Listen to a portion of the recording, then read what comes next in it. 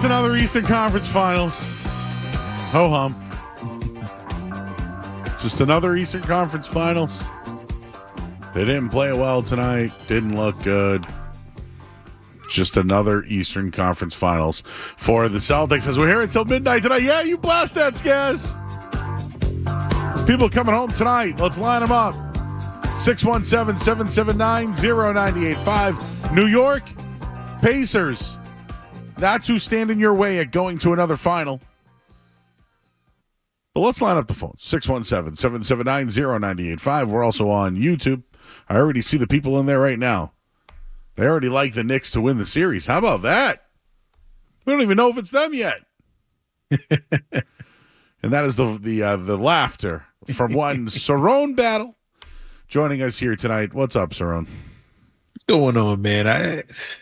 I'm already tired of Knicks fans. They ain't even got out of this series yet. They're already looking ahead, you know? Yeah.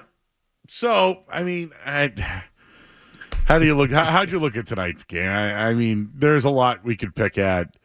They in the fourth quarter they took over. They won. They got last night I made reference to they're going to have the game. I picked Sam Hauser. I said maybe Hauser could start. So I'm glad Al was listening and responded finally. So it was the Al Horford game tonight. Yeah, I mean, he wasn't going to keep missing them. I mean, over the last two seasons, he's one of the most efficient three-point shooters in the league. So you knew eventually he was going to come out of it. I just thought he didn't have his legs and was tired or whatever it may be. He got home and got in his own bed for a little while, and you saw the results, man. Whole little home cooking. And good thing about him, though, he was missing early on, but he never hesitated. I'm going to hit the next one. I'm going to hit. He never hesitated. And once he got it going, that was all she wrote for the Cavs. But I think the Celtics, again, like they've done it in every game in the series, really. They took a stretch. This time it was in the fourth quarter where they said, all right, enough's enough. Let's turn it up on these dudes. Let's go to that other gear we keep talking about. And the Cavs had no answers for it on either end, and they just walked away with this one in the end. After a 3-point game in the fourth quarter, and it wasn't really close after the last 3 or 4 minutes of the game. Yep, I think that they rolled the balls out there. They kind of just played through the motions. Tatum was focused. Derek White got his shot back. Peyton Pritchard hit a couple of shots off the bench. And then they just kind of stayed in it. And then Horford finally started getting some shots going down. Then Jaylen Brown started getting involved. They started passing the ball a little bit better. They had, I think, 17 assists in the first half. That was one of the things I mentioned at halftime. So I thought they were passing the ball pretty well. I don't know what really happened in that third quarter, though. I think they kind of went away from that and started playing their own game. But, you know, these are the things people are going to bring up, Cerrone, as this is the problem with the team. You know, they go into these lapses. My whole thing is they did it in their sleep tonight and still won by double digits. Exactly. The fact that they can do that in the middle of games and just come out of it like, all right, let's get this going. But again, this is the same thing that's been happening in my Heat series and this series, in the games they lost, the 2 games they lost, and the games that were kind of close. Every time it's somebody having a extraordinary night. Marcus Morris had the best night in the last 3 years of his career. He was the hottest he's been probably since he was a Celtic. He came off the bench. I think he had like 7 points for the whole series. He comes off the bench. He gives you 20 plus. He was hitting everything. That's how every time the Celtics went on a run to bring it to 10, he hit a 3, cut it to 7. He cut it from 7 to 4. He kept hitting shots. And when they stopped falling or he stopped getting the ball, the Cavs just slowly couldn't keep up anymore.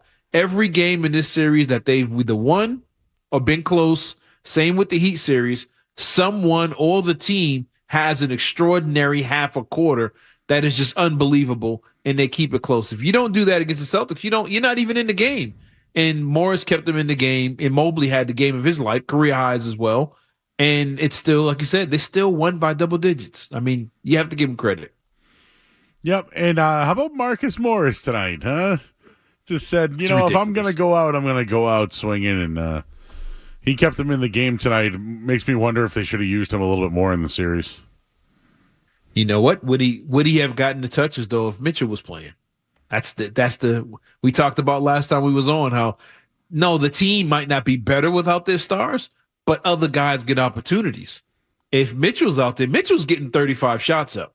So all these shots you're seeing from these secondary guys, Mobley, Garland, Morris, Strus, who got going early, they're not getting the same amount of touches if Donovan Mitchell's on the court.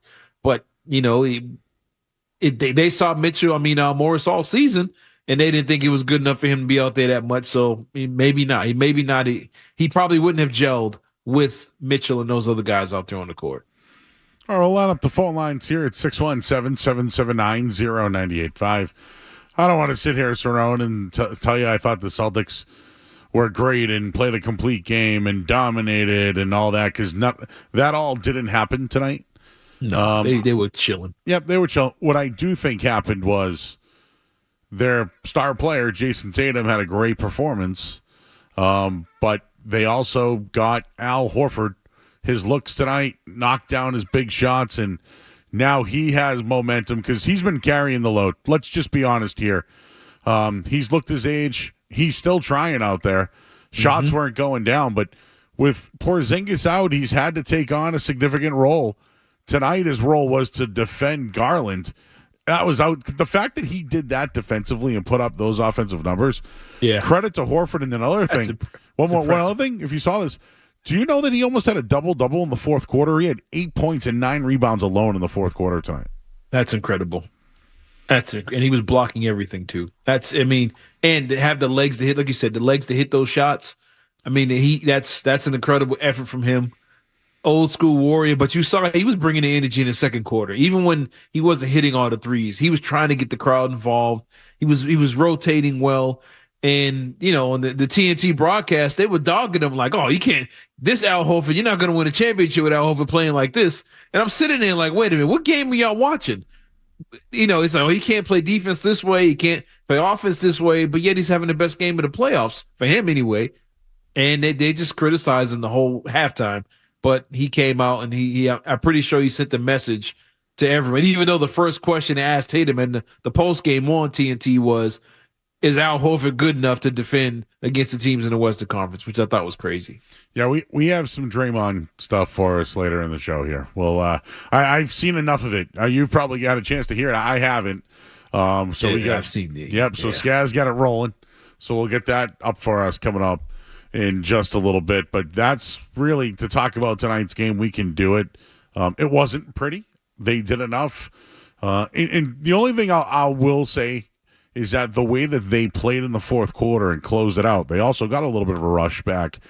But the way that they closed it out, I like that. And they started making the extra pass again, which is something that worked out early in the first quarter. So I think and Barkley even said it himself. He goes, if they don't make that extra pass or do those things like you saw in the first half, they're going to struggle scoring. So, yep.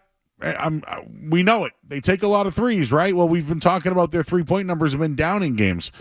Tonight, I don't really take much away from it besides the fact that they blew up in the fourth quarter and closed the door. Yeah. They started hitting them. When you start hitting, they went back to hitting them. They really weren't off all night. I think the ball just stuck. They were just killing the shot clock, getting late in the shot clocks, wasn't moving fast, wasn't running, wasn't getting the transition.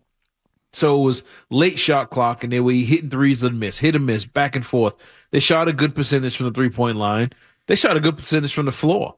I thought they were a pretty efficient team. They were just playing slow. And it looked like we got a 10-point lead in the third quarter. Let's kill clock and go home. Nobody get hurt. Let's try not to kill ourselves here. And the Cavs didn't agree with that. The Cavs wanted to push it. You saw, like I said, Morris was going. They were still playing hard. They wouldn't go away. And eventually the Celtics just made them go away. But I think all in all, they played what I expected. I expected them to play perfect. Knowing all those guys was out, you're naturally going to ease up a little bit. And you saw it today. And the Cavs, like I said, their role players were money tonight and kept them in that game for as long as they could. But the Celtics, they did what they were supposed to do, and it wasn't anything really special outside of that. Our buddy Hooch checking in, who called in last week. We got in a nice little debate. Surprising stat tonight, the Celtics had a record playoff high 32 assists on 42 field goals tonight. Yeah. I saw them pass the ball. I didn't realize it was that many. Yeah, and they missed a lot of open shots too. Tatum probably could have had 15 assists if they hit some of the open shots that he was giving those guys off driving kicks. But yeah, I mean, that's an impressive stat considering they're getting, well, you're going to hear the Draymond stuff, but considering they were getting destroyed nationally for a team that doesn't move the ball. They were called up for not being able to score and not being a team that moves the ball, even though they had one of the highest offensive ratings of any team in NBA history, and they had 32 assists by the end of the game. All right, you guys have heard from us. Let's hear from you guys. 617-779-0985. Let's start off with Benny in Oxford. Hey, Benny. Hey, what's going on, fellas? How you guys doing? Hey, what's up? What's up, buddy? Hey, good one. I called in the other night, I think, after Game 4 win, and I mentioned Al Horford's minutes being around that 25 mark. I think that clearly had an effect on his legs and shooting tonight. You can see him obviously get his shot back after those first few shots and then guarding Garland. But what I really wanted to talk about tonight was this ridiculous narrative Draymond Green mentioned post-game. And, just being sick and tired of Tatum and Brown winning. And really this whole stacked squad the Celtics have had. Like, Tatum's 26, and I'm looking at the ages. He's 4 months older than SGA and a year older than Luka Doncic, and the love those guys get, and they're great players. But I'm looking at this narrative that the Celtics have had stacked squads, and I'm like, where? Tatum's rookie year, Hayward breaks his ankle first game, and Kyrie gets injured before the playoffs. Where's this stacked squad coming in? Like, why isn't Tatum getting the love he's getting before 26 when no one else has done anything like winning championships at that level before this age? I just want to know where you guys stood at that. I just don't understand the national hate from everyone around. They're like, the expectations are just crazy. They've had good squads, but nothing compared to this year's squad. I just don't get it. Well, appreciate you, Benny. Draymond's still bitter from the whole situation when he was in Boston, when he played the Celtics in the finals.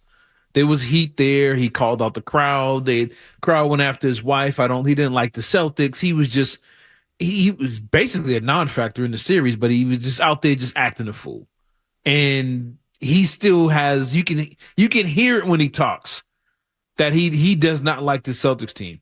He said all those things about the Celtics. I know you're going to play it in a little bit, but pregame tonight, halftime, postgame, he was just dogging the Celtics out.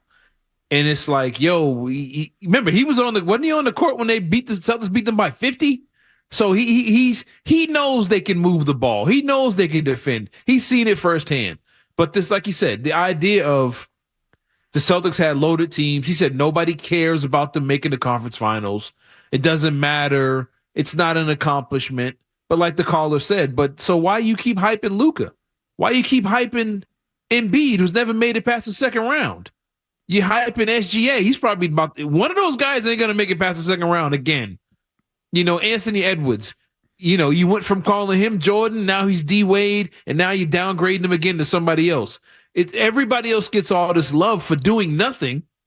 But then when the Celtics get this far, it's like, oh, it's not a real accomplishment. And I don't understand that. Excuse me. When I completely agree with the caller.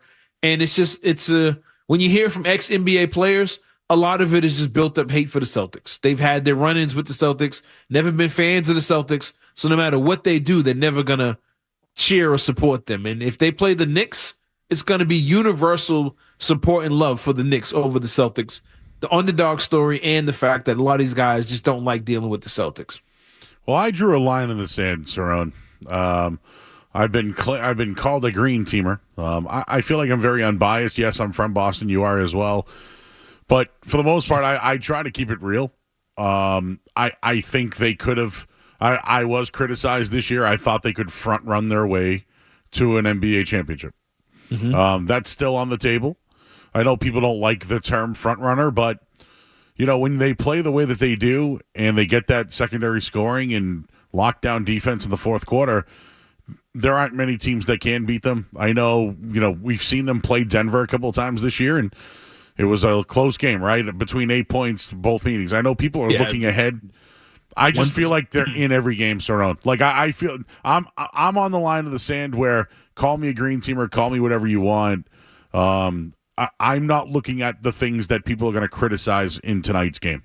Like tomorrow is going to be, oh, did you see the turnovers that they had? Did you see when he went to the basket, he made the extra pass? Like, you're going to hear all these negative things. I'm on the side where I think they're ready to go, man.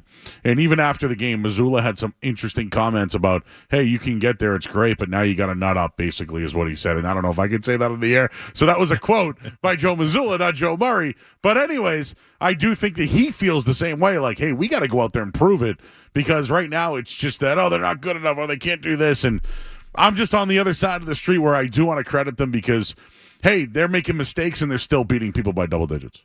Yeah, I mean, they're smoking people. And it looks like they're not even playing hard. But you see stretches in all these games. Every one of these games that they've won, there's a moment where they turn it up and look like a totally different team. And the fact that I'm seeing that, to me, that's encouraging. Like, oh, they can go to another level almost on demand. Like, okay, let's do it right now.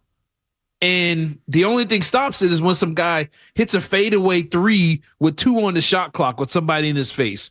That's the only thing that's killing some of these runs. Now, I will say this. Eastern Conference Finals, I think they've been bored against Miami. I think they've had stretches of boredom against the Cavs. If they play the Knicks, there's going to be no boredom. I'll say that proudly. They will not ease up against these. They might go cold. They might turn the ball over, but the energy will be there in the conference finals, especially if they play a Knicks team, because the Knicks are going to make you play that way. The attention, the expectations. It's like now they're in a playoff series. Okay, now we're playing. Even though this might sound crazy for this. No, we had a caller say this the other day too. I can't remember his name. Even though I think the Cavs have more talent than the Knicks.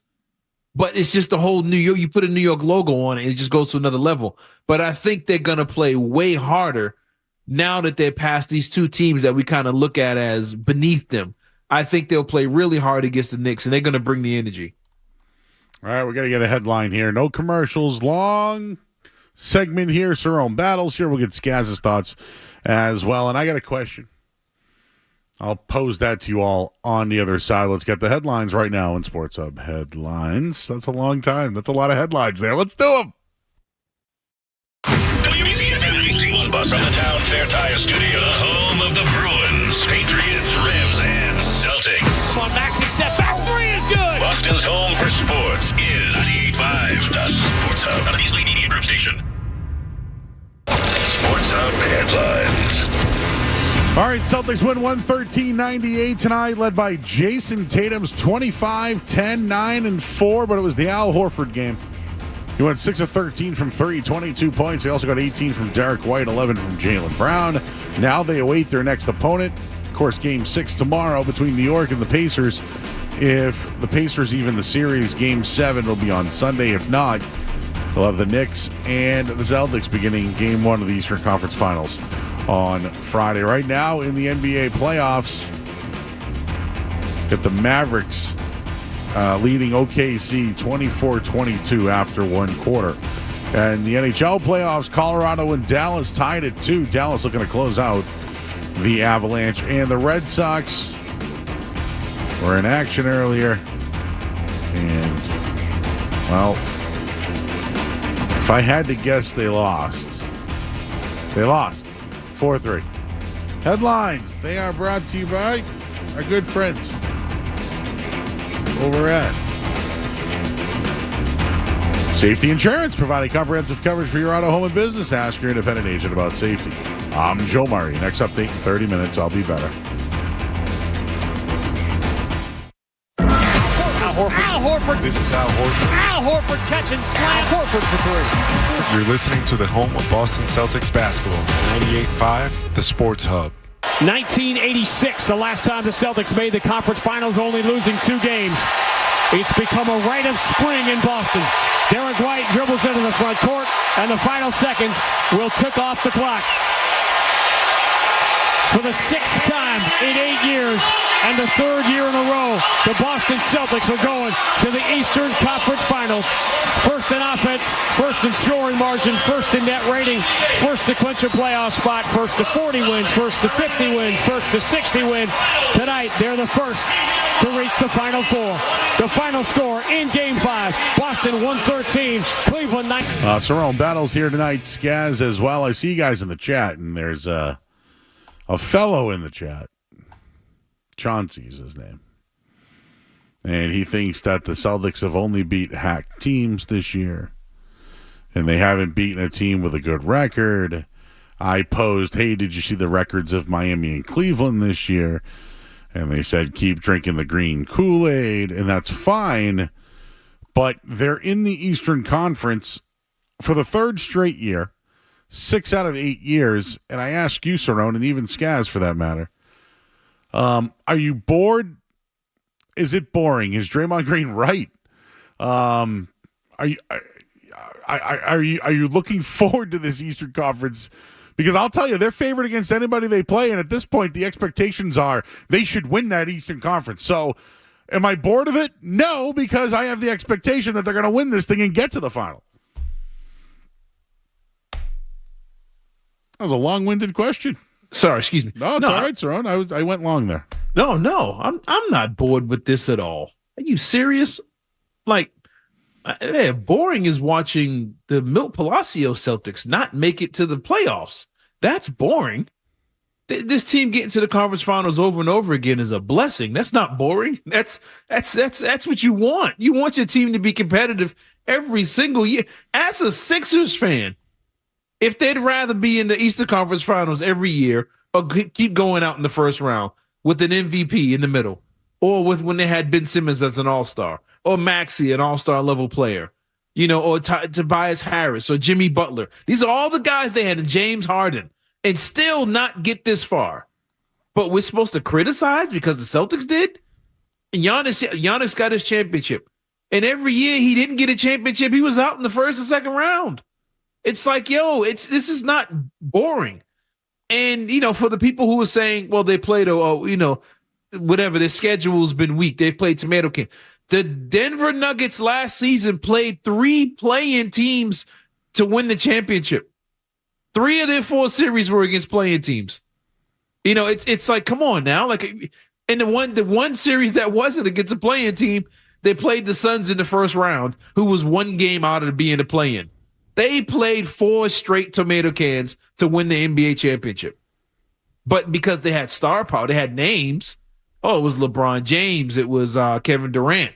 It was Ant Davis. But those were play-in teams. They were terrible. The Knicks, a 50-plus win team if they play the Knicks, right? Excuse me. The Cavs won, 49 games. A 1-game difference between the Dallas Mavericks, who are still playing right now. That's the only difference. And again, if Mitchell had played in 25 more games, they would have won 55 games, would have put them somewhere around where Denver Nuggets and the Timberwolves are right now, and ahead of the Knicks. They tanked their last 2 weeks of the season to get Orlando. They could have won 50-plus games. These teams, and like you mentioned, Miami Heat, would they win 48 games or 47 or something like that? That's the same as the Lakers. It's the same as the Suns. Dallas was a game or 2 better than that. So you just don't see the names. People are so caught up in the name. They're not looking at the standings, Joe. They're looking at the names. But yet all the names are out in the first round. These teams that are left playing, let's be honest, they've been the best teams all season. These last teams, Indiana, who was in the in mid-season tournament championship, they were decent all season. One of the highest scoring teams in NBA history. Mid-season tournament winners, that's right. Yes, they were there. Minnesota's been good all season. Denver's been good. The Celtics been good. The Knicks have been good. The Cavs have been good all season. Skaz mentioned the other day all the good teams that the Cavs beat. Short-handed. They beat all the good teams, including the Celtics, including Denver and Minnesota.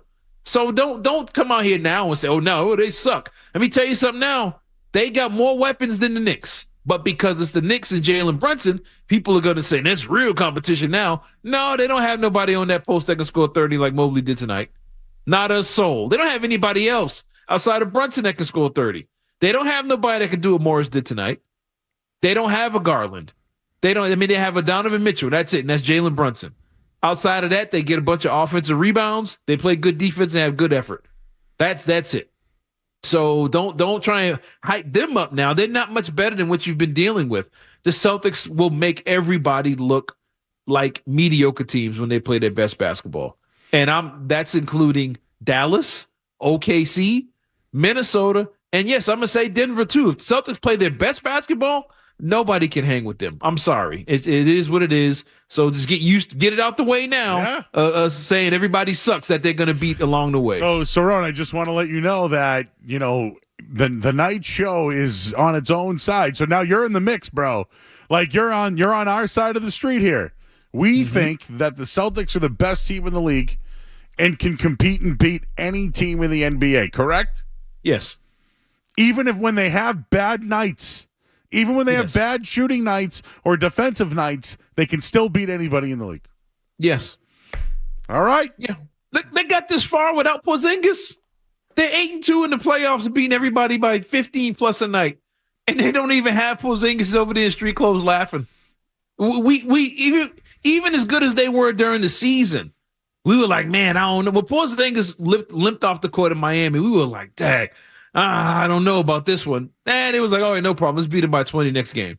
They still just turn it up. So if they're all there and they're playing them, this is everybody playing their best basketball. Can't nobody match them, man. We've known it for months. For months, we've known that nobody can match them when they're playing their best. It's only when they have their lapses here or there that teams can even stay close. When they play their best, they're gonna make everybody look like the Cavs look tonight. And that's just get used to it. Unbiased takes, no fanboying. I know I'm not doing it. I know you're not doing it. No, it's talent. I mean, they got talent, young talent. I mean, Al Horford's old as me, normally coming off the bench. He comes in there tonight and gives you 22 and 15? I mean, like, come on now. Almost a double-double in the fourth quarter, like you mentioned. And he's like this seventh option. I mean, no one else has that. So, I mean, it's you can call me a green team all you want. Any other team that had this type of talent, I wouldn't put nobody in their class. So I don't know why people are so quick to put everybody on their level, or if they beat them, the other team now sucks. That's ridiculous. Yeah, and well, Jason Tatum, he missed that 10th assist tonight. Yeah, so he's not a good player because he didn't get the triple-double. But if he got the triple-double, I'm sure everybody would overrate it, right? And so, because it's the Cavs. He did it against the Cavs. Yeah, 4 steals. They were all terrible ball handlers. Every single guy he stole the ball from. Okay, let's get back to the phones here. We'll get into Tatum's night in a little bit, and also hear from Draymond Green, who had comments that people seem to be up in an uproar about. But Chuck is in D.C. Hey, Chuck. Hey, what's up, guys? All right, I just want to set the record straight. I mean, I am a Celtics fan. I am not a green teamer. I am, I'm not trying to be overly negative, but I just don't understand how we can be so positive when they played so passively and so carelessly, especially on defense, these last 2 games. I mean, here's the thing that bugs me, and Cerrone, I think you're right. Like, I'm not denying the talent the Celtics have. You're absolutely right about what they are capable of doing. That happens to be the problem. Like, they don't – it's all about their will to do it, especially on defense. I mean, they have their defense the last 2 nights have been – it's just been so freaking pathetic. It's been so lackadaisical. And that's not going to work when it comes to against Denver in the finals or even against the Knicks. That is not going to work. You have to actually be there the whole time. I don't understand why we just keep talking about what they're capable of. We know what they're capable of. It's that they're not freaking doing it. Yeah, and they're doing it more. I mean, 98 points tonight. Is that not good? 98 points defensively? No, I mean, again, Cleveland. You're going to say they're without Donovan Mitchell and LeVert, right? And you're going to they gave up 90. I mean, they kept true teams under. I disagree to the point that when they keep teams under 100 points, they win. But go ahead. Sorry, I keep cutting. No. What I was going to say is, they were out Donovan Mitchell. But they still got Mitchell-like production from their second-best player in Mobley. He gave them 30-plus. They had another guy give them 20-plus, and they still couldn't score 100. If Mitchell was out there getting 35, they weren't scoring 100 when Mitchell was there. Mr. I just want to say, I keep hearing this excuse about, this player, was shooting lights out. This player was shooting, they were shooting so well. This player had a career night. I've heard that excuse for 2 straight years. Do you think that actually keeps happening on its own? Or maybe that has to do with the Celtics defense, their lack of defense as to why that keeps happening? I think they were top 3 defense for over the last 90 games. What am I missing? It's good. I wish that this, again, Chuck, If they it won in doesn't look five- pretty. It hasn't all looked pretty, but they've given up under exactly. 100 points in winning games still. They're playing. Playing with their food, and they're winning games by double digits. That's the problem. Like it's like that, even if they're playing with their food and winning against double digits against teams like Cleveland and Miami. I'm not saying they're bums, but they are undermanned. What's it going to be like when they go up against a team like Denver? Denver when they need a shot. When they need one more shot, round to go for that, Chuck. Though they got one more round. I know. They're going to play Denver. They're going to play. Denver has to get there too. Thanks, Chuck. Appreciate you, bro. No, but here's what I'm going to say. Everybody keeps saying, yeah, but when they play Denver, what are you going to do? What is Denver going to do on the other end? Here's the issue. There's a reason Denver didn't win 64 games. There's a reason Denver wasn't the number 1 seed. There's a reason they struggled against Minnesota in their first 2 games. And it took Jokic to have an MVP-like performance for them to win. It's because they're not perfect. Denver is not a perfect team either. Everybody keeps saying, when they play Denver, if they're in a game 6 against Denver, I'll take it. Roll the ball out. But they ain't got there. Denver hasn't got there yet. Denver still has their issues. When Jokic walks off the court, they look like the Detroit Pistons. And you can go look up every stat in the book and they'll show you exactly that. And they've been that way for the last 3 or 4 years. When Jokic is not in the game, they look like the worst team in the NBA. That's why his plus and minus is so high. That's why Jokic keeps winning MVPs, because they're like the minute he's not there, they suck because they have issues. They have ball movement issues. They have depth issues. They have size issues when he's not there. Their backup center is DeAndre Jordan, man. And they don't even play him. We'll just go with 4 guards. We're not putting them out there. Denver has issues. Every team in the league has issues. The Minnesota Timberwolves, Ant Edwards is the man. He makes, incredible dunks, incredible plays. Minnesota has issues. They have depth issues. They have scoring issues when he doesn't have the ball. He ISOs a lot. The same things you criticize Tatum for. Rudy Gobert is an offensive liability. Karl Anthony Towns is the softest dude in the NBA. Mike Conley Jr. can't stay healthy in the postseason. He's out again. All these teams have issues, but the Celtics have the fewest. That's why they got 64 wins. That's why they were a top 2 offense, a top 2 defense. They have the fewest issues. Their issues are easily correctable. And like the caller said, their issues are usually just effort. When they want to play hard, they turn it up. When they see a challenge, they turn it up. So I'm expecting them to turn it up in the Eastern Conference Finals. I'm expecting them to get Porzingis back and clear up a lot of those issues. And they're going to make these teams look bad. I'm sorry, but they're not playing hard against Miami because they didn't have to. They still won in 5, both series. They don't have to kill themselves against these teams. I'm sorry. I don't understand all the negativity. I'm sorry, Joe. It's driving me crazy. Listen, I'm ridiculed on a daily basis for saying anything positive about the Celtics, so I'm just going to throw out the stats. How about that? Forget about the take or the agenda. That caller mentioned their defense. Why isn't it better? And yes, they can play better defense. My point is they're undefeated on the road, and they're 7-0 in the playoffs when holding their opponents under 100 points. So you can say their defense is suspect and they can't do it against another team. I mean, everyone they played against on the road, they're undefeated against. This isn't a green team take. It's an actual fact. And even to bring it further, Cerrone, they're now 22-0 this season when holding a team under 100 points. So, again, defense wins in the league, and they're playing with their food and still holding teams under 100 points. Yeah, and like Donovan Mitchell was there. Don't act like he was out the whole. He was getting 30, and they still wasn't scoring 100. I mean, they had that one game. The one game they won, they shot 80% from 3 in the second half. That's what it took for them to win. They couldn't miss. They were contested. They bank shot threes at the buzzer threes. They made everything. No, every NBA team is going to look great and win that game when that happens. Outside of that, they've had a guy, I think, score 30 in every game in the series. And they still lost. They still struggle to score 100 points. And it's like, are you watching the rest of the game? Are people watching the rest of the games in these playoffs? Like Denver. Denver was middle of the pack in offense.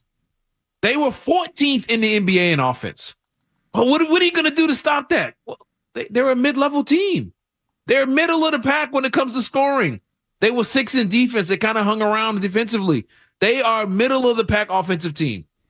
And these other teams, they're playing around the same thing. They're close to it. So it's like, yo, stop. Yes, Jokic is going to be a tough matchup. Jamal Murray's a tough matchup. I give you that. But when we get there, if it's a tough matchup, it's game 6 in Denver. Denver has a chance to win it. We'll talk about that then. But Pacers, Knicks, they might be playing with their food again, man. I mean, it's they're that much better talent-wise, skill-wise, size-wise than all these other teams that are pretty much lifting the league. All right, we'll leave it off there. Sarone's fired up. We get 90 more minutes to go here tonight, man. So keep that energy going. And I see the phone lines are loaded as well. So we'll get to you guys on the other side. Skaz is here as well. Phone number 617-779-0985.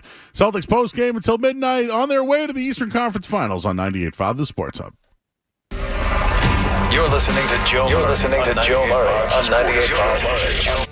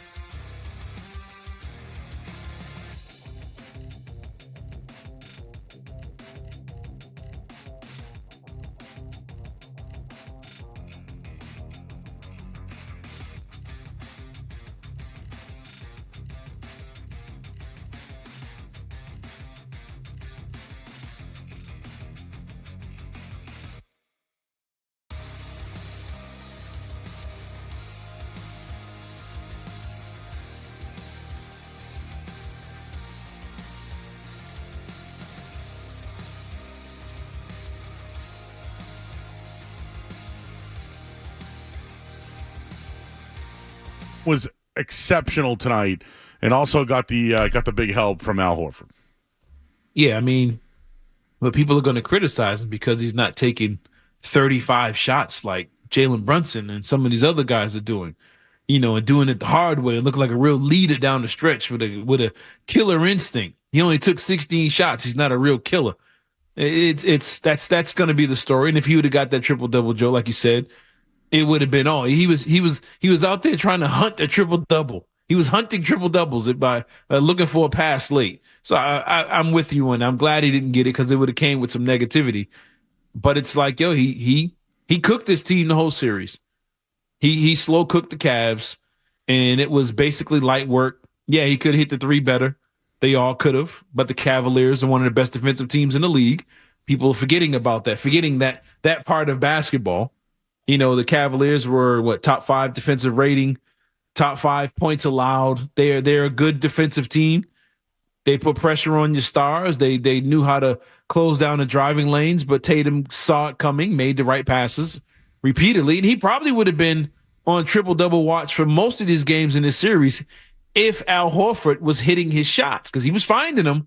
He was just missing. And, of course, on the night Al is hitting them, there is Tatum right there with his 9 assists. So it all goes hand in hand, but I thought he played a clean game. He played a clean series and did what he was supposed to get by a good – they didn't have the star player, but that's a good defensive team out there, and they have been all season. All right, your thoughts on the Celtics win tonight, 617-779-0985. We'll get back to the phones here. Let's start with Steve, who's in Miami. Steve. Yes, I went to a bar to watch the game. I think all the Heat fans hated me, but that's okay. I don't really care. How you guys doing tonight? Good, man. We're good. I mean, first of all, the guy who just spoke and was complaining about them being boring and all that, to me, I mean, I don't think this guy is watching the team, watching the games.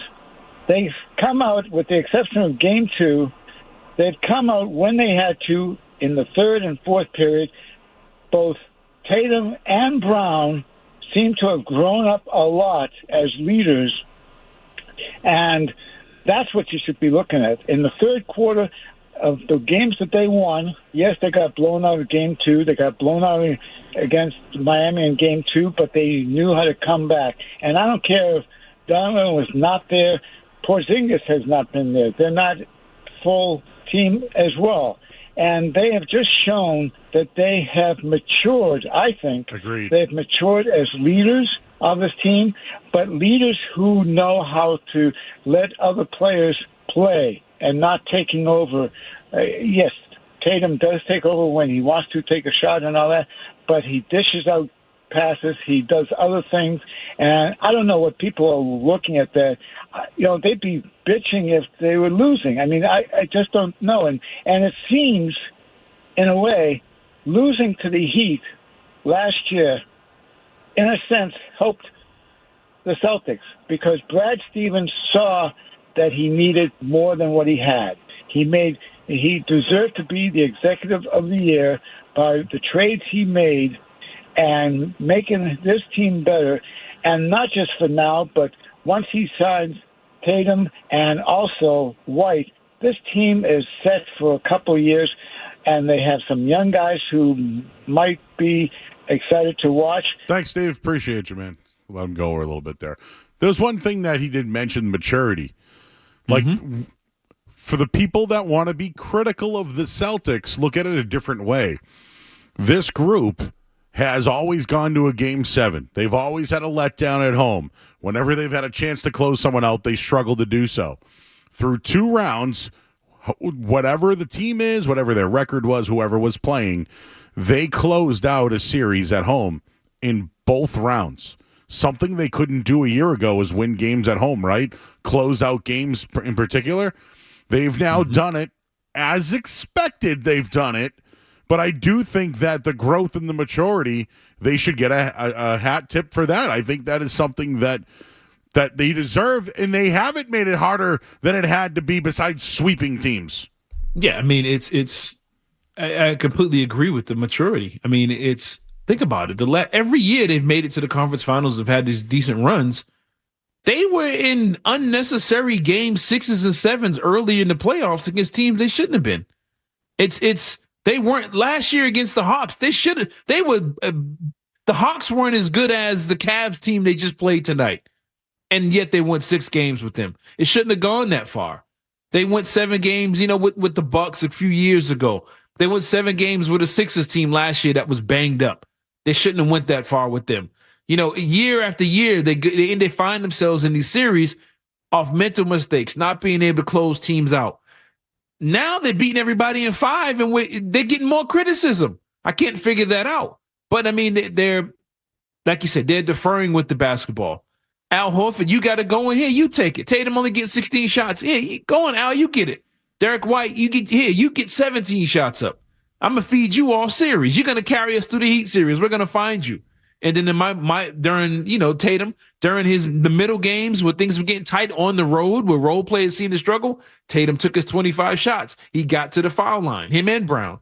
But at home, they deferred. They found the other guys, and they got the W. This is what they're supposed to do. That's a mature team. They could have went out and took, I'm going to get my 30 shots up and try and send a message to close them out. No, he ain't do that. No, I'm going to pick my spots. He took a couple step backs here and there that he shouldn't have.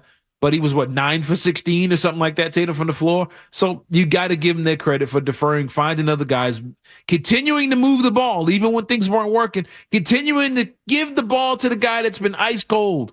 But so what? I'm going to give it to you. You're going to make the next one. And he started hitting them, and it was all she wrote. But you got to give him credit for their maturity. And one thing he said that's real key, them losing to Miami forced Brad Stevens to say, you know what, this group of guys, they're not going to get it done. We got to put more talent around them. And he went out and made those necessary moves. If they would have won the championship last year, Grant Williams and Marcus Smart and those guys will still be on the court today.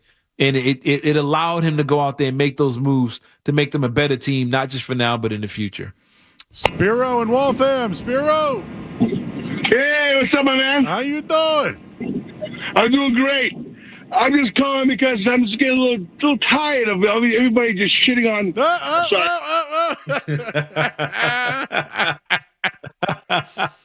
We get it, man. Yeah, I'm getting tired of everybody crapping all over the Celtics. Why is everybody crapping all over the Celtics? They just won a game in 5 games. They won a series. They won back-to-back series. I don't care who it's against. They won back-to-back series in 5 games and closed the teams out at home convincingly. And now they await an opponent that they'll be favored against, that they should be able to beat, to therefore then go to the NBA Finals, which has been the goal all along. They're checking all their boxes along the way, but people don't like the way they're doing it. No, they don't like it. And it's the first time they've been, 8-2 since 86? Does anybody remember who they beat in the second round in 86? I have no idea. I don't either. I know they beat them in 5. That's all I know. I don't even think it was 5. They might have swept them. Because I know they didn't lose in the first round in 86. The Bulls never got a win. Even though Jordan, the Bulls won that first game with Jordan? I can't remember. But anyway, that was a 30-win Bulls team. And yet we talk about it. And the Hawks. The Hawks. There you go. And then they swept the Bucks. Yeah, thank you. But it's like no one remembers anything from that series. Nothing. But this Celtics team, it was too easy. Tomato cans. It's like, the Bulls, and Jordan had his 63 points. Yes, he did. That was a 30-win team that was trying to lose on purpose. They fired the head coach for making the playoffs. Think about that. That's how bad that Bulls team was. But the Celtics beat them, and I think it only played 3. You only needed 3 wins back then. They destroyed a 30-win team, and nobody cared because they knew the goal in 1986 was to get to the finals and take on the Lakers. That was the goal, and the Lakers didn't live up to their end of the bargain, and then it flipped around in 87. Nobody cared who they played early on and what it looked like because the goal was championships. Bruins fans right now would love to have won this series in 5, first and second round. But right now, his Celtics fans crying and complaining because they got an easy ride to the conference final. It's ridiculous. It needs to stop. We got Mac in Boston. Hey, Mac. Hey, what's going on, guys? So I got a couple things. I had some time to sit in the hold, and I've been ruminating. All right, first of all, I'll get this out of the way quick. Watching Max Strus, walk to the arena with the Panthers jersey, all that swagger, and then shoot 3 for 10. Glorious. Poetic karma. I hate that guy. Second of all, I think that the reason why this narrative exists, the whole narrative, on TNT, the Celtics aren't ready, that's what we expected, it's because if you watch these games without any bias, the only narrative that comes up is that the Celtics are head and shoulders, when they care, the Celtics are head and shoulders above everyone else in the entire Eastern Conference. But that's not really a thing that's going to draw clicks. Oh, this team's really good, and they're probably going to make the finals. So what we have to do is, institute this whole panic culture. Like, no matter what happens, the Celtics could beat the Knicks by 50 every game next round, and all we're going to hear is, Brunson's hurt, OG Anunoby's hurt, they have no front court. Like, this is going to go on until they reach the finals. People got to understand, the media exists to draw clicks and spin a narrative. And the one thing that spins the narrative is, knocking off the top dog. Oh, the Celtics aren't ready for it. So that has to be the only reason why they're bringing on morons like Draymond Green to talk about it. It's because the Draymond Green thing's funny. But again, listen, it's easy to say, hey, they have to win a championship in order to, quiet all the haters, but people will find a way to find something. You know what, though? I think this does motivate them. I think in the past it used to get to them. I think now they know. And in reality, Saron, this team's so good, they don't need Jason. I don't think they need Jason Tatum to be their best player. He just is their best player night in and night out. Yeah, they don't need him to go out and get 50. If he's in the position to get 50, that means he's taking 30-plus shots. That means Derek White, Jaylen Brown, Al Horford, Porzingis, Holiday is standing around watching. So I don't know if that's a good thing for this team. Yeah, when it was Daniel Tice and Kemba Walker, yeah, you want him to get 50. Kemba on one leg. You were hoping Tatum got 50 because you were thinking, how are they going to get points out of this? Where's the scoring going to come from? So he had to do it. Now it's like, I'm in a closeout game, I'm going to take 16 shots and we're going to win by double figures. That's a luxury that a lot of NBA stars would love to have. The ability to say, I don't have to do it tonight, and other guys can do it, and we're still going to win games. But a lot of we're so caught up in the statistical era where the big numbers now are bigger than wins and make players larger than life. You're seeing guys getting MVP votes in playing positions or being middle of the standings, getting MVPs because they have great individual numbers, but the team sucks. So that's the era we live in now. So if your star player isn't getting that 40 or 50-point games, all of a sudden he's trash or he needs to do better, even though he's winning games. It's a crazy narrative, but that's where we are in the sports world. And I'm saying the NBA, not sports in general, but in the NBA, that's the way we view players is by the box score and not by the final score of the standings. All right, I see Dave, Steve, Brian, Joe, and Dave. All you guys on hold. We're going to get to your calls right after the Sports Hub headlines. Sports Hub headlines. Celtics close out Cleveland tonight. 113-98, led by Al Horford. 22 points, 15 rebounds.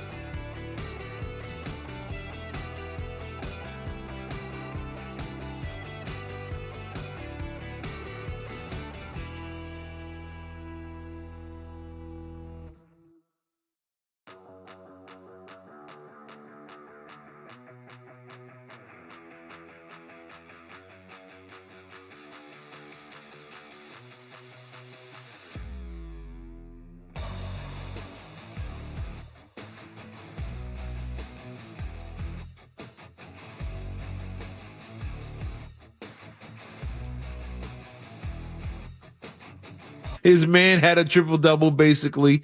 He came in. It was like the Texans with the Letterman's jackets came into Foxborough. Yeah.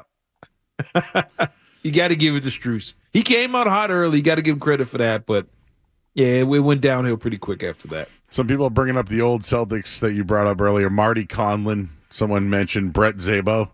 Yeah. Those Marty were, Conlon, Brett Szabo. I liked the David Wesley. So Dana Barros at Kowloon tonight. That's my guy. He was later on, though. I think he was like 97, maybe. Yeah, he came right before Pierce and them showed up, I think. Yeah. Those are the good old days, man.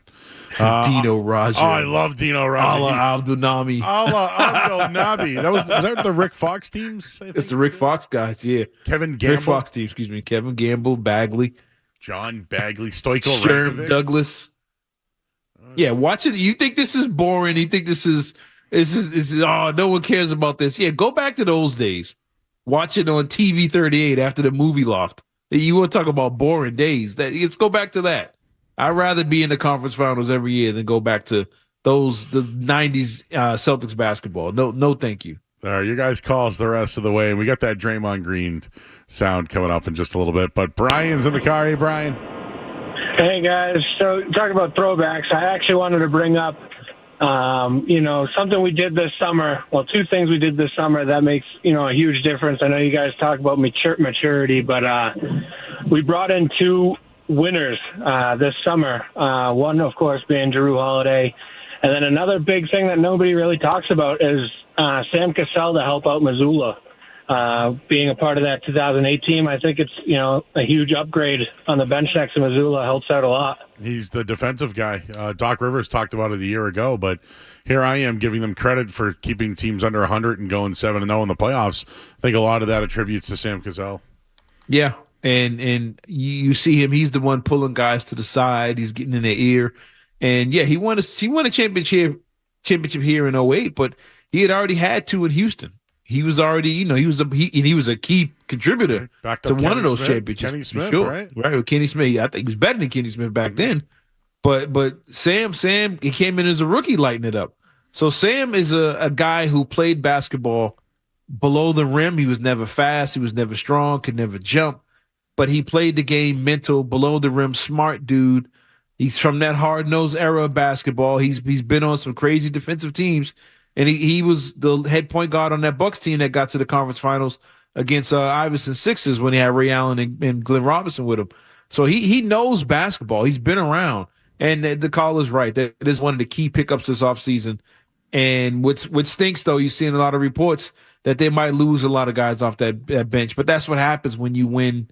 When you win this many games. Even though people around the league are complaining about your style of play, they all want your assistant coaches though to steal that style of play and put it in their own organization. So I hope they don't lose too many guys. But yeah, Sam is a huge pickup for them. I know Skaz has been working on something about the Celtics assistants all around the league, and let's not forget college basketball as well, right? Shrewsbury, Damon Stoudemire, there's flooded with Brad Stevens Celtics disciples.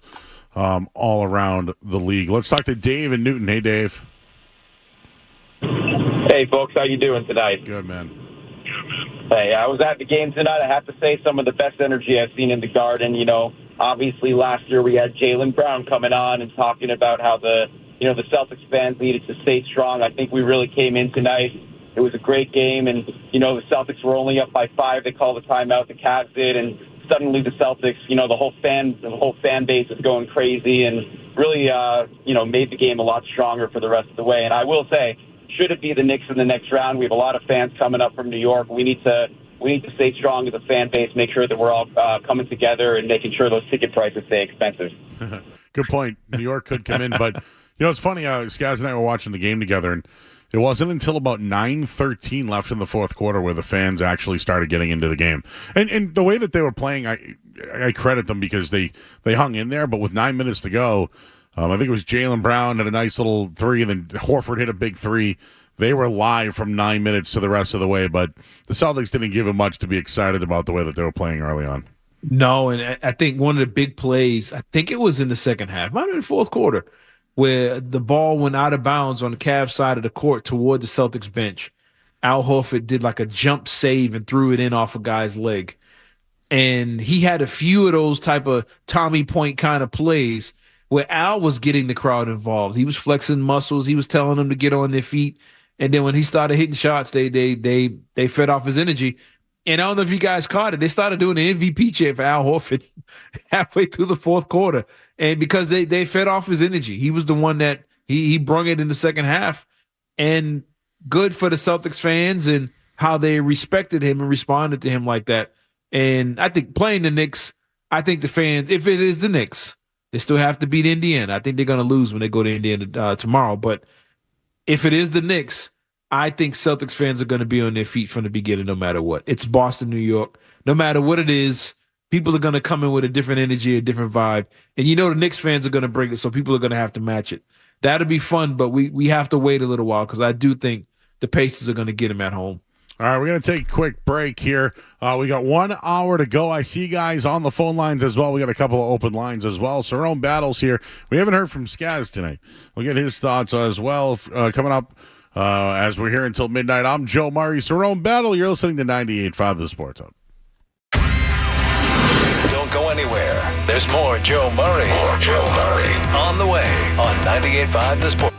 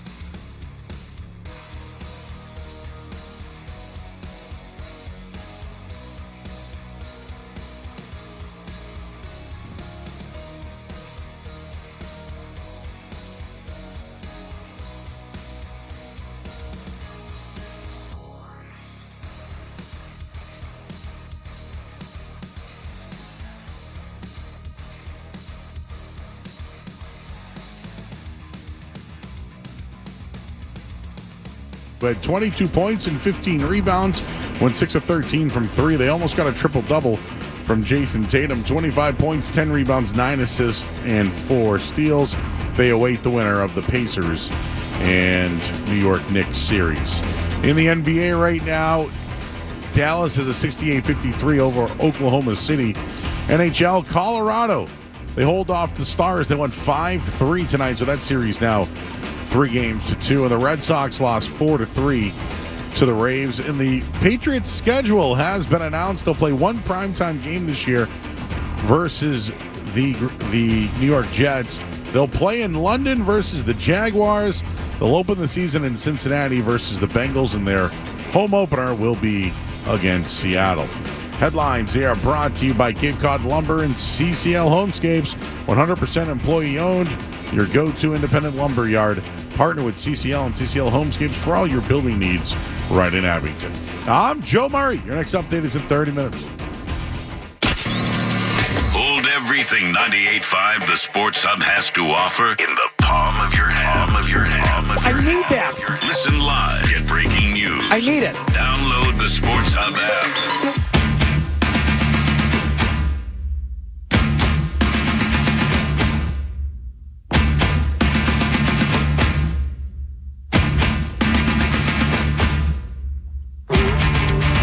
All right, final hour here. Joe Murray alongside Cerrone Battle. We're here until midnight. We got Skaz here tonight. Skaz, you took a call earlier that we should make everyone aware of.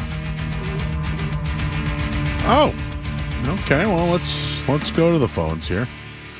Can you put them up here for me? Who do we have, Skaz? Hello, Jason. I'm Joe. How are you tonight? Good. How are you?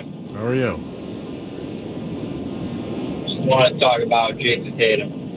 All right, man. You all right, dude? So, the way I see this Celtics team, I see them as a gritty team, and I see Jason Tatum as a guy, the way he complains about fouls, I just don't see how that works for this team. Yeah? Yes. And I just see him and Jaylen Brown as guys that when they try to play hero ball and go for their points, it doesn't work for the Celtics, and that's where they find themselves falling behind. And that's what's going to get them into trouble in the future.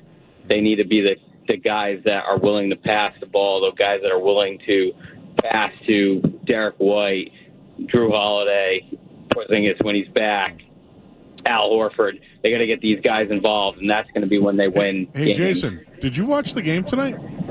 Yeah, I was at the game tonight. Did you see how many assists both Brown and Tatum had tonight? Yes, I also saw when they were the guys that were Jason Tatum getting a technical foul for crying about a foul that he didn't get. Yep. I thought Tony, although I agree at times Tatum talks to the officials too much, I thought Tony Brothers was pretty bad early on in the game. There were definitely some missed calls by the refs, but we can't cry over missed calls because you still have to play the game. Yeah. So I mean, they won the game. They kept them under 100 points. To answer you the question, 16 assists between Brown and Tatum tonight. Yes, you're correct. But so going into the future, I don't think that performance is going to win a game against, say, the Denver Nuggets. Okay, but they don't play the Denver Nuggets for a little bit, and Denver's not out of their round. So they have New York or Indiana next.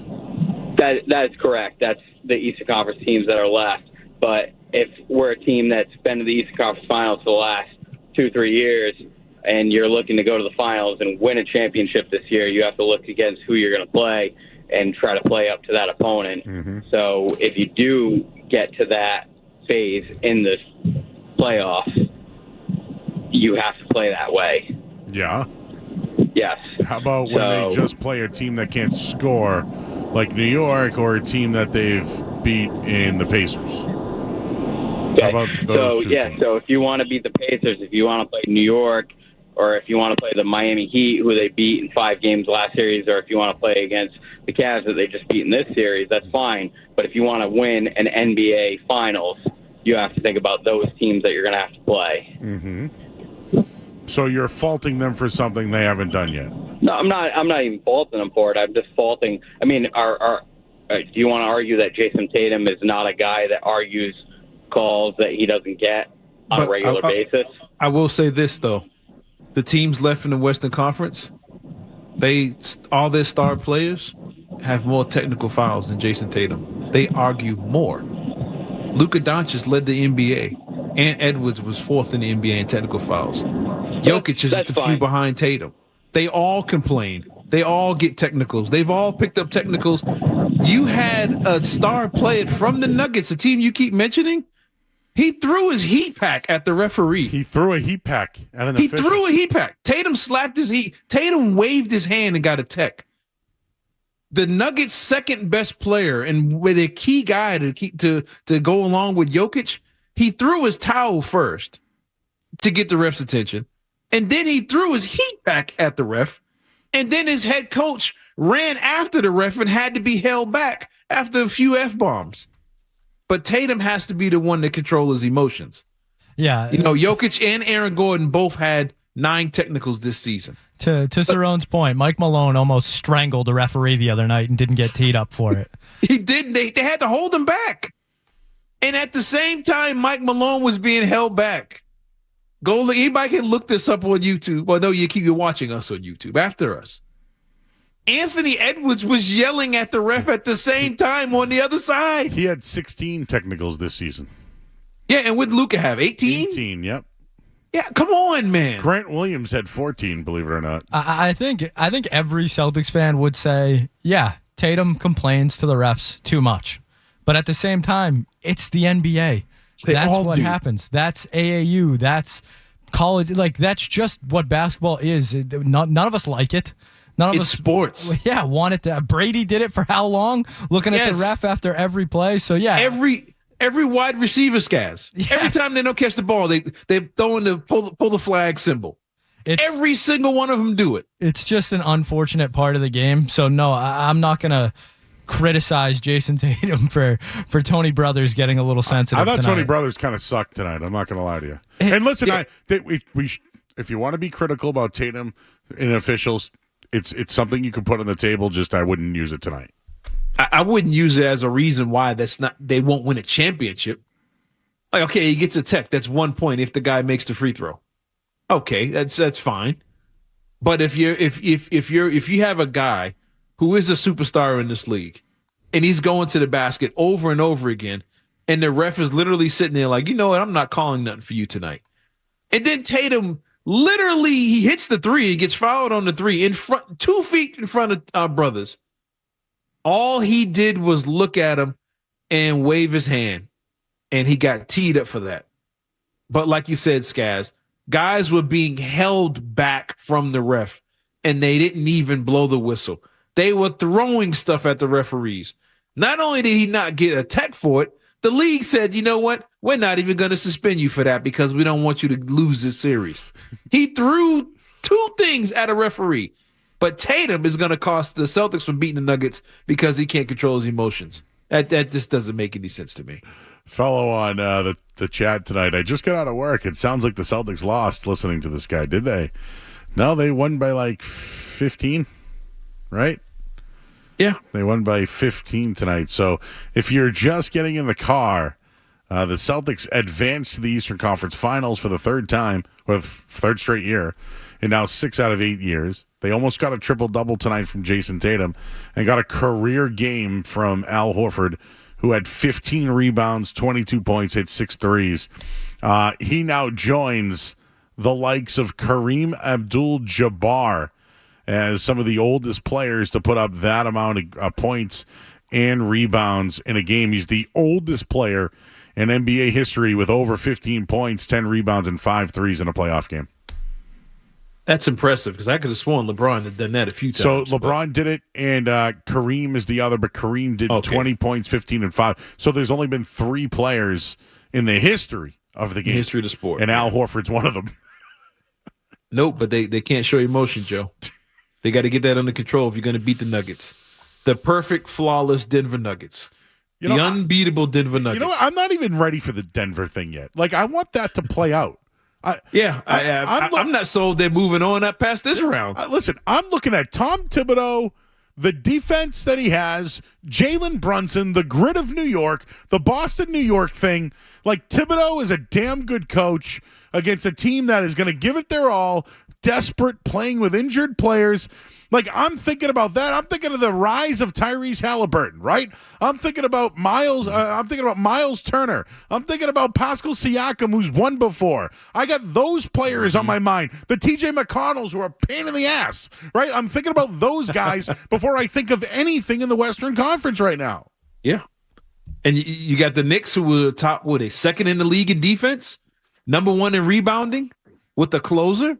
And then you got the Pacers, who were one of the highest scoring teams in NBA history. They're not a great defensive team, but they can score quickly, and they've been lighting people up all season. They're a bad defensive team, like I said, but you got two teams literally on two opposite ends of the spectrum, a defensive-minded team, offensive-minded team, both with guys that are capable of closing you out in Halliburton and Brunson.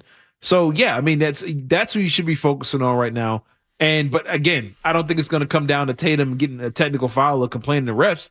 Because when he's not complaining, somebody from the Knicks will be complaining. Thibodeau's going to complain.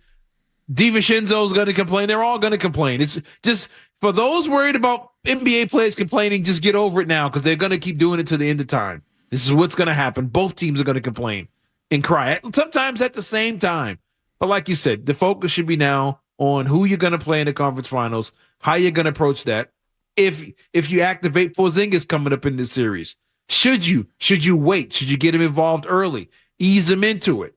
That should be the storyline, is how are they going to handle playing Porzingis in this series, who no matter who they play, he's going to be the best big man in the series against these two teams. So I think that's the storyline that should be popping up.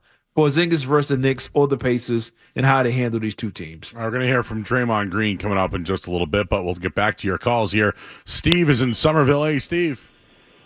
What's up, fellas? Yeah, the Celtics handle business. And we know, guys, that the Celtics are under more pressure than any team in sports to win a title. I mean, with the run they've been on the last 4 or 5 years, the best team, getting to the Eastern Conference Finals, getting to the 1 year, and shockingly losing to the Warriors when still don't know how they lost that series. They were the superior team. And we know now the talking heads and the critics, we know their talking points. They're just waiting. They've already gotten their pinpoints ready to put out once the Celtics don't win the title. If they don't, we know they're going to say they got to break up Tatum and Brown. Tatum's not a tier 1 superstar. You can't win with these guys. You gotta make more trades. To me, guys, we know the Celtics assembled have the most talent, top to bottom. It's just the only thing that can hold them back from winning the title is their own mentality. When they get lackadaisical, they let teams hang around, and we know when they're locked in, focused, they are. And Tatum and Brown, to me, in my mind, are still the best duo. You can probably say maybe a Joker and Murray, but we know at their best they are. It's just sometimes this team just has to doesn't lock in like they should, and they let teams hang around and lose shockingly, like last year to Miami when they had no business losing that series. So if Porzingis has got to come back to me, I think even for a Knicks series, which I hope it's the Knicks, we want to see the Pacers win tomorrow night, on Friday night, beat each other up, give the Celtics more rest, and then Boston, New York, that would be epic series. But we know Porzingis is the X factor for this team because of the size, length, and what he provides for this team on both ends of the court. So I think a fully stocked Celtics team can beat anybody. We know because of the Joker's performance last night, everybody's going to pick the Nuggets, and a lot of critics are down on the Celtics because anytime they lose, it's the end of the world. They lack focus. They're just not good enough. Thanks, Tatum and Brown are not stars. Appreciate you, buddy. Sorry. He was going on a rant there. He's right. I didn't mean to cut him off or anything. Yeah. Just isn't it funny that it could be New York? I don't think the Pacers are done yet, which is another talking point. If they do play tomorrow night and it goes to 7 games, Game 7 would be on Sunday, which would make Game 1 in Boston on Tuesday night. Do you think Porzingis should come back for Game 1 of the Eastern Conference Finals? I think so. Even if you keep make them limited, have them only playing a minute. I know a minute's restriction in a playoff game is kind of crazy, but I would get him out there and get him sweating because, I wouldn't throw him out there if you make it to the finals. And you're going to have to deal with any one of the 4 teams left have bigs that you're going to have to deal with. But I would put him out there, even if it's for a few minutes. Might not start him. I wouldn't even have him call the bench. You want a rhythm with your starters. If he's available to play and he's able to play and he's fine, I'm playing him game 1. I'm not waiting around and trying to ease him into, let's throw him out there in game 3, game 4, because he might throw things off. So I'd rather throw him out there game 1 and see if he can go or not and go from there. All right, let's get back to one other thing I wanted to mention. Would it be ironic that Kristaps Porzingis never been to the playoffs really in his career and would do it against potentially the New York Knicks? The Knicks. That's so Nick. That's such a Knicks thing. And he comes back and gives them 40 a night. It's just he'll be the one to send them home on their floor in New York. Like he'll have the big night like Ag Horford did tonight. It's just you can almost pencil that. I mean, like you can write that down. It's he's going to be the one to come back and haunt them. But I think that series is going to go 7 games. But I think the Knicks eventually will pull it out. But I think the Pacers win it at home tomorrow. All right, we got Joe in West Virginia. Hey, Joe. Hey, Joe. Sharon, you guys sound great tonight, by the way, and you're really upbeat. And I don't know how you couldn't be after coming off like insufferable seasons from the Red Sox and Pats. You got to be enjoying what the Caesars are doing right now.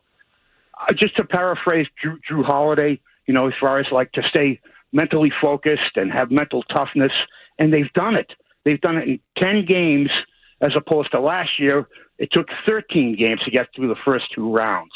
And just real quick, the focal point of a point guard going forward, whether it's Tyrese Halliburton or Jalen Brunson, it is so difficult in the association to have that point guard, unless it's like Stephon Curry. Because, I mean, AI and Derrick Rose, terrific point guards, but, it's tough to do it that way. And I really like the C's going forward. Hey, guys, thanks a lot. Joe, I've always talked about this, but there hasn't been a lot of point guards that went on to lead their team in the last 30 years. Isaiah Thomas is one of them, right? The old Isaiah from Detroit, right? Chauncey Billups will probably get that, right? But, you look at it, Chris Paul has struggled throughout his career. Steph Curry's a different beast. I think he is the greatest shooter of our time, potentially all time. And would you call him a true point guard? Probably, right? Yeah. But as far as, ball-dominant point guards, it hasn't been the position that wins championships. And I'm thinking Tony Parker in my head, just some other ones over the years. Point guard hasn't been one of them, but there have been some standouts, no doubt. And it's a tough way to win. And I think that's why I think the Celtics will have a huge advantage in the next round, because you need, in order for the Knicks to beat the Celtics, Jalen Brunson has to have a career night every night. He can't have not one slip up.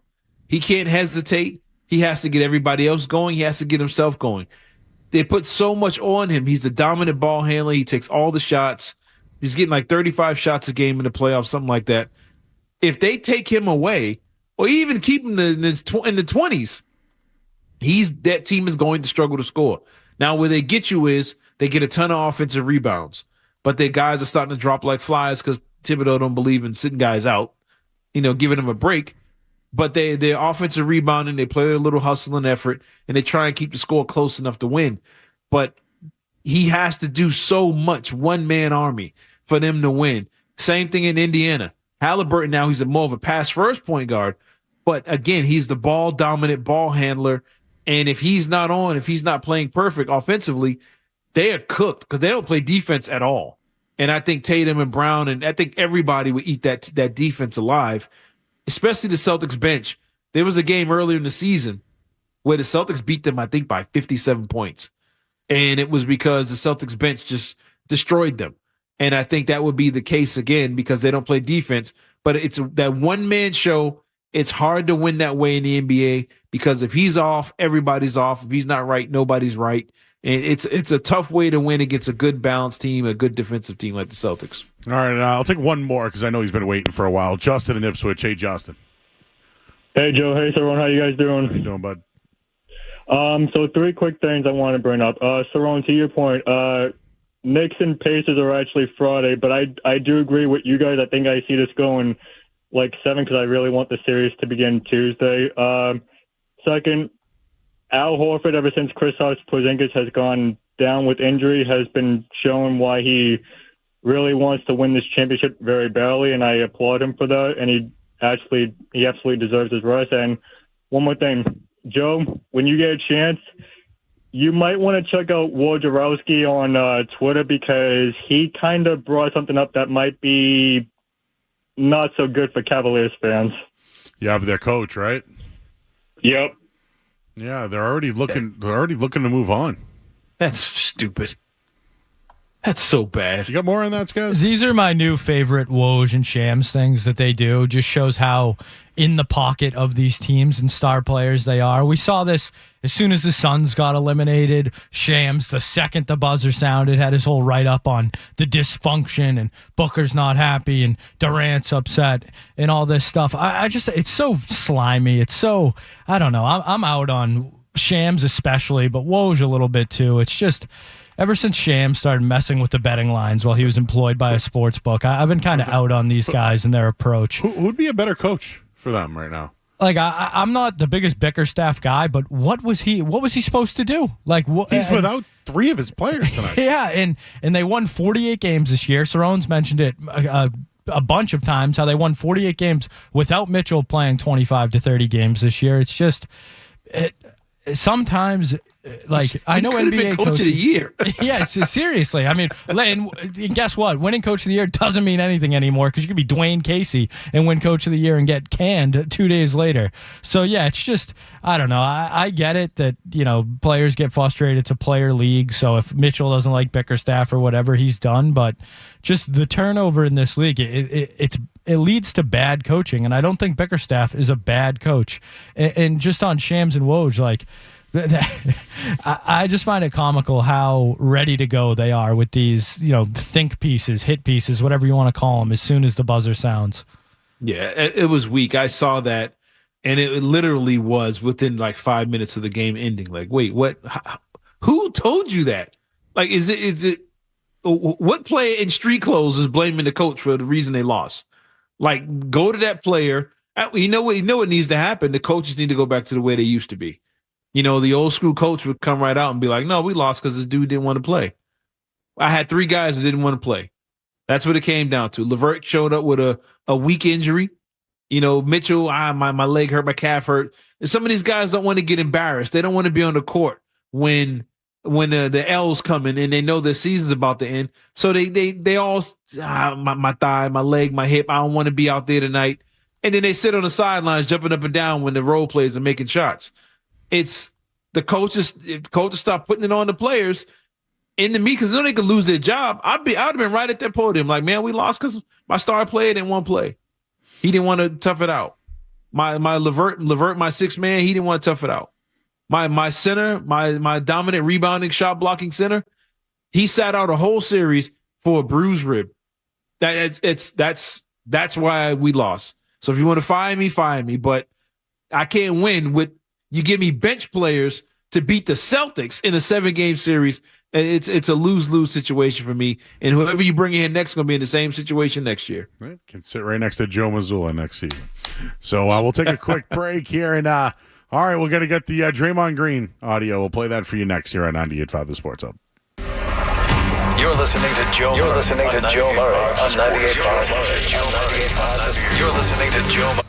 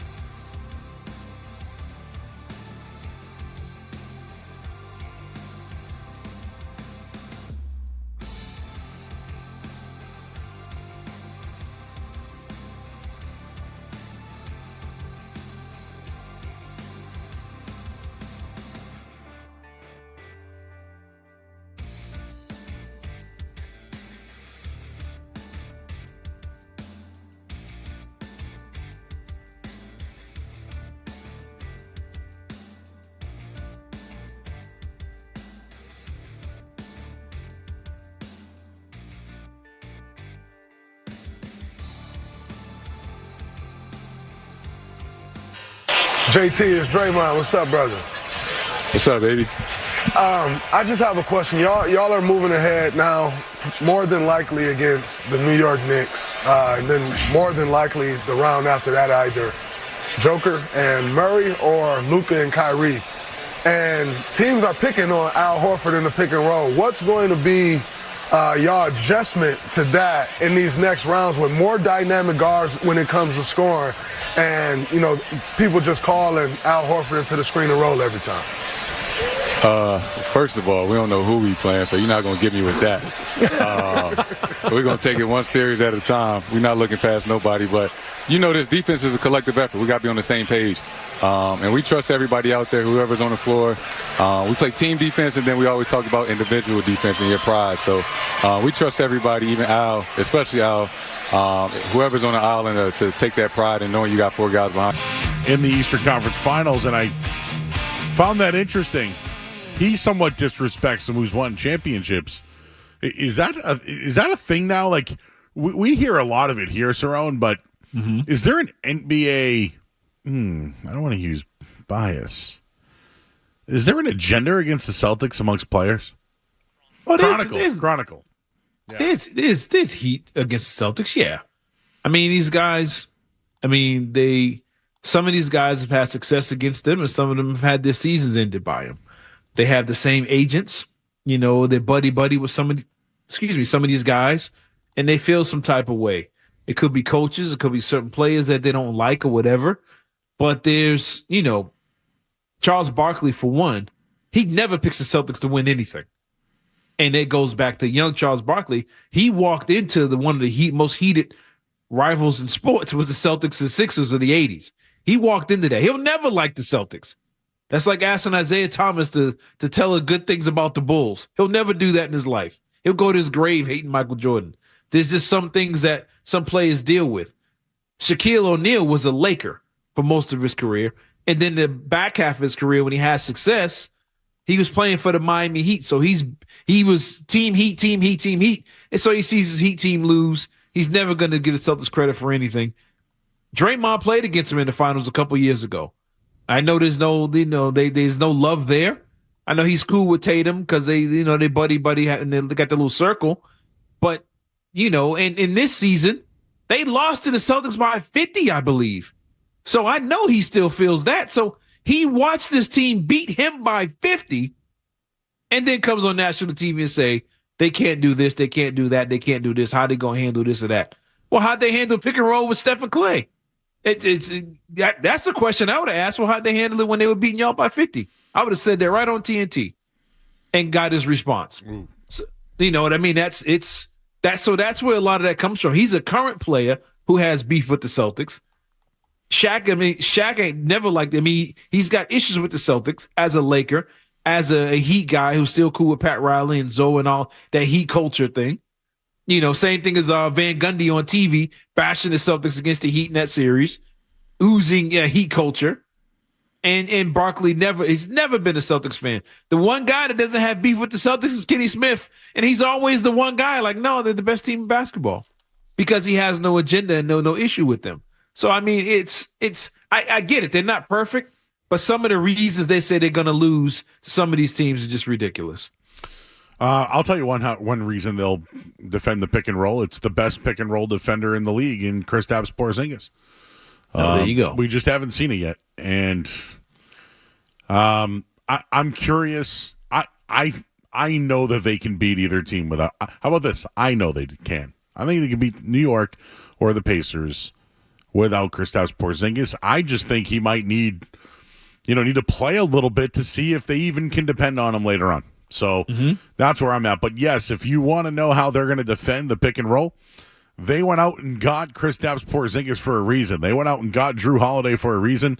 They're both great defenders, and I'll tell you who's another great defender. He's old, but he still got it, and it's Al Horford who played well tonight. So I'll leave it at that one. We got calls, Cerrone. Let's get back to him. We got Ben and Ash Burnham. Hey, Ben. Hey, what's going on, Joe? Cerrone, how you guys doing? Skaz, what's up?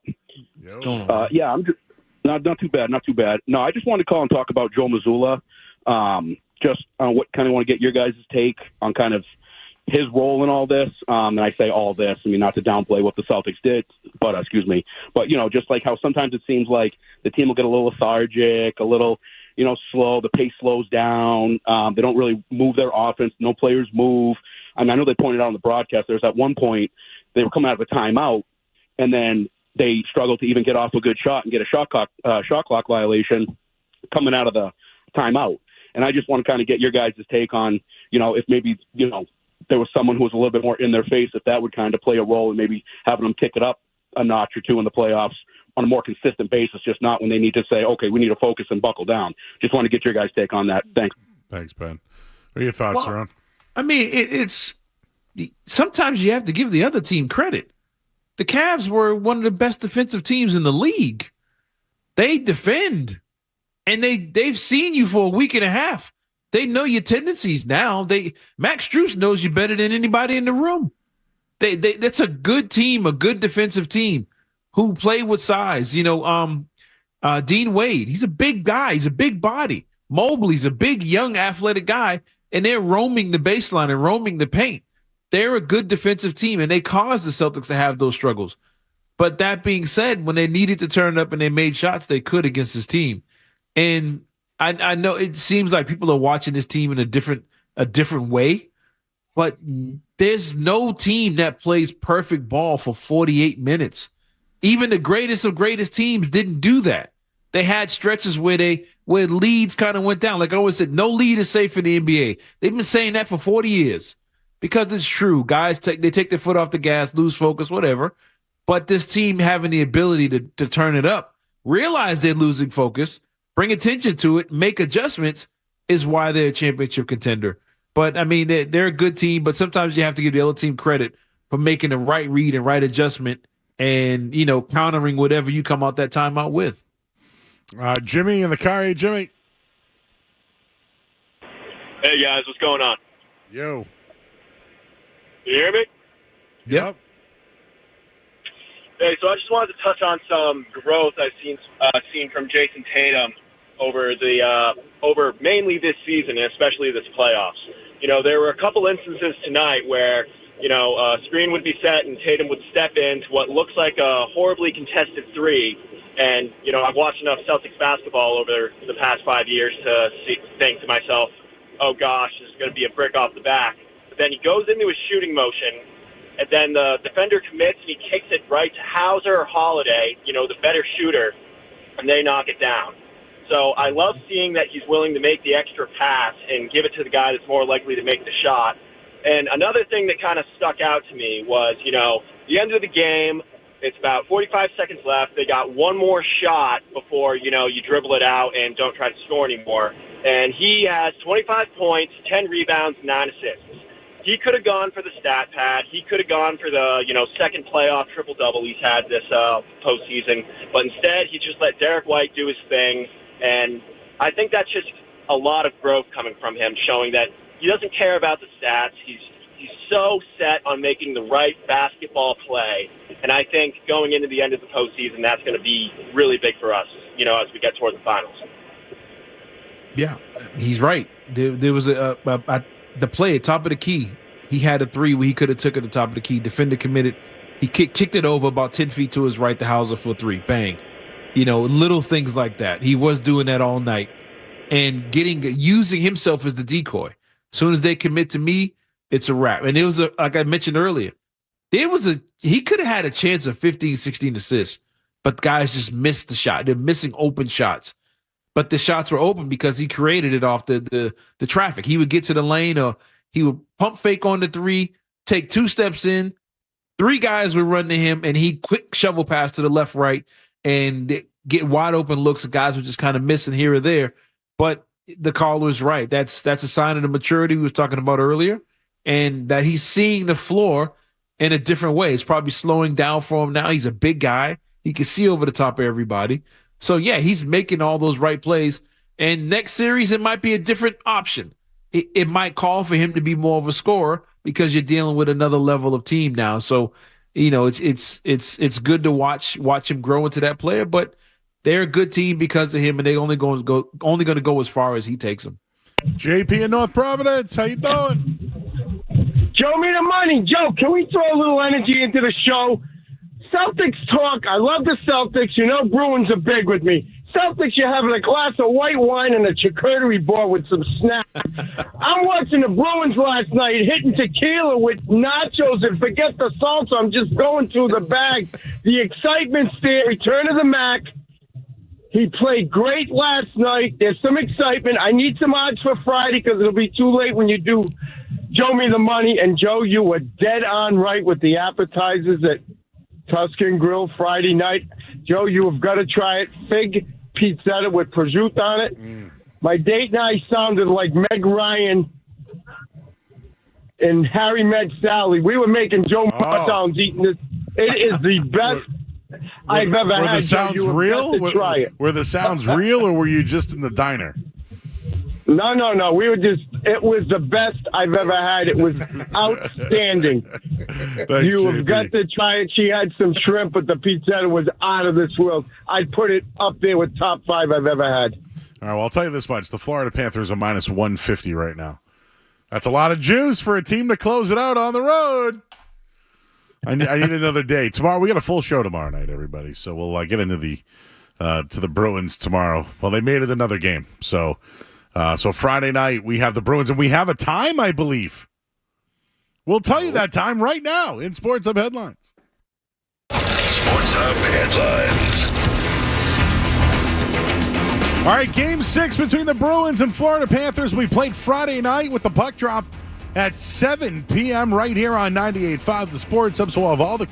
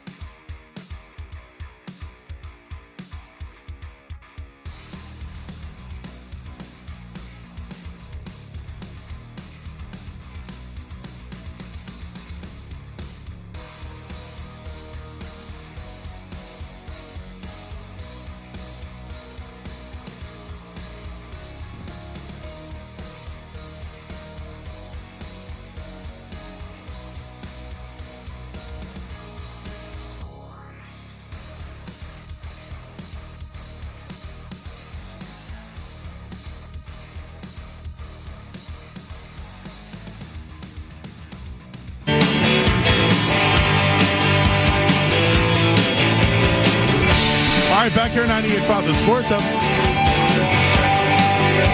We got a full show tomorrow night. So tune in. We got In or Out. We got the musings. Chris Costa from the Fenway Card Show and Card Vault will be in studio. There's a big show this weekend over at Fenway Park. So if you're a collector or a dealer for that matter, or if you want to send in some cards to get graded, go to Fenway Card Show. We'll do a ton of it tomorrow night here on 98.5 The Sports Hub. And they have announced the time for the Bruins-Panthers Game 6. It will be at 7 p.m. on Friday night. So we'll have exclusive coverage probably with Felger and Maz until 6:30. And then they'll go right into pregame, and then we'll have you until midnight. And I know I'll be on with Cerrone this Sunday. I believe it's you and I this Sunday from 10 to 2, Cerrone Battle. Mm-hmm. So we'll have extensive coverage for maybe there'll be a Game 1 that day. Maybe there'll be a Game 7 in the NBA. And then it could be a Game 7 in the NHL, Joe. Could be a Game 7 in the NHL as well. So we're playing it by ear. But the Celtics have moved on to the Eastern Conference Finals for the third straight season, 6 of 8. I just wanted to talk about Jaylen Brown and Jason Tatum for a minute. One signature play in the previous game was Tatum driving to the basket, dishing out to Jaylen Brown. He went to 3, and then Tatum kind of slapped Brown hard in the chest. Tonight, Tatum hit a 3, and then Brown gave him the old Ric Flair back chop. Woo! Right back to him tonight. So, but the maturity level, specifically from Jaylen Brown, I think we're seeing it now. Tonight, he had 3 turnovers, and turnovers will always be there with him. I think he's been so consistent. And I know if you look at his box score tonight, you won't be wowed, right? 11 points. Thought he had some key buckets, played some good defense, but his 7 assists, the way they gave up the ball tonight, I think he sacrificed his game to make the team better. Yeah, I mean, both of them. He only took 9 shots. I mean, Jaylen Brown, 4 for 9 tonight. I mean, it's Tatum only took 16 shots. I mean, the way they sacrificed and were looking for their teammates, even after he made that comment after the last game, they don't have anybody that can defend me. He didn't go out and try and prove it. I'm gonna get 30 shots up to show the world. He just knew in his mind they can't defend me when I go up when I'm in my groove. But I don't have to prove it to you guys. I already know it. So I'm gonna take my 9 shots today. I'm gonna look for my teammates and let those guys. We're gonna feed off their energy and feed off what they do. And you have to give Brown and Tatum credit for being able to do that. Where a lot of young stars in the NBA, they're in their 20s. People, they're still in their 20s. A lot of young stars can't sacrifice like that. They feel they have to do everything, and that's how you end up in trouble. You don't believe me? Go look at the box score of the Thunder game they just lost to the Mavs. I mean, it's a similar situation. Young kid who got MVP votes. They just can't figure out the Mavericks right now because they're a young team still trying to feel they have to do it all instead of using the whole team to beat this Maverick squad. But you got to give the Celtics young guys credit for the way they're distributing the ball and the way they're getting their teammates involved in it. And that's how they're going to win, and they know it. So props out to them. All right, so in the Western Conference, both games are in a Game 6. So we'll see Denver, Minnesota tomorrow night. Can Denver close out Minnesota? And looking at what Dallas did tonight, that's impressive coming off the loss that happened the other night. Mm-hmm. I said that to Skaz earlier. If you're looking at it, it's a tough bounce back spot, but you know what? Luka was outstanding. And OKC, you can still tell that they're still young, but just look. I'm still concerned about New York and the Pacers and what happens there. But looking ahead, they're beating each other up in the Western Conference. There, they are. They are. Whoever makes it out of it is going to be in tough shape. But I mean, the one guy you just look at is Jokic. That's it. He's the one you look at. And, you know, I think he's the one guy that can give the Celtics a series, not the teams. He alone can give the Celtics a series, and he's the one that you fear in the league. He's the man right now. This is his era right now, and he's dominant in every way possible. He doesn't look like he's dominant defensively, but he is. He's one of the highest defensive rated guys in the league and has been. He's a smart dude, and he's the one guy. But anybody other than him, I'd be as confident as I am about them playing the Knicks or Pacers right now. But like you said, it's all about the Eastern Conference Finals, and I hope it goes 7. and give me the Knicks. Give me the beat up old Knicks with all those role players in a one-man army. I don't want to see those young guys coming into the Garden just jacking up threes trying to get 150 points a game. Nope. Give me the Knicks and that crazy crowd and Jalen Brunson. I'll be cool with that. I'm with Cerrone on this one. Give me the Knicks. And not even really like for the on court as much as I want the off the court. I want Madison Square Garden. I want the Boston Garden. I want Boston, New York. Like Indiana's a fun story. Halliburton's a fun young player when he wants to be. I mean, he crapped the bed the other night, but I think Tibbs and that roster in Madison Square Garden against the Celtics is just, it's better for basketball. It's more fun as a fan. Celtics, Knicks, back in the Eastern Conference Finals. The Knicks relevant, actually relevant, not just what their fans think is relevant for the first time in my lifetime, basically. So, yeah, give me the Knicks. Tibbs, if he doesn't run them into the ground by then. Yeah, Celtics, Knicks in the Eastern Conference Finals. What's not to like? All right. Well, Cerrone, thank you, man. We're moving on to another round, buddy. Yes, we are. So we'll have extensive playoff coverage all through the Eastern Conference Finals, and we'll be on together on Sunday so we can react to the Patriots schedule that just came out, the Bruins, and whatever else we want to talk about. Yeah, you said Patriots schedule? You said the spread 8 was -8? -8 week 1 versus the Bengals.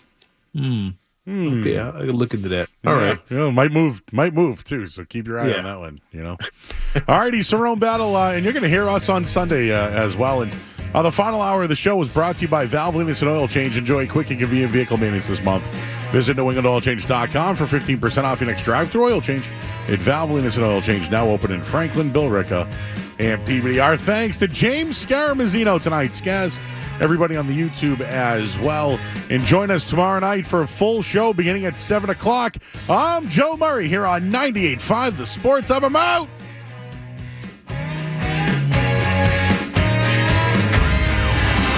Don't go anywhere. There's more Joe Murray. On the way.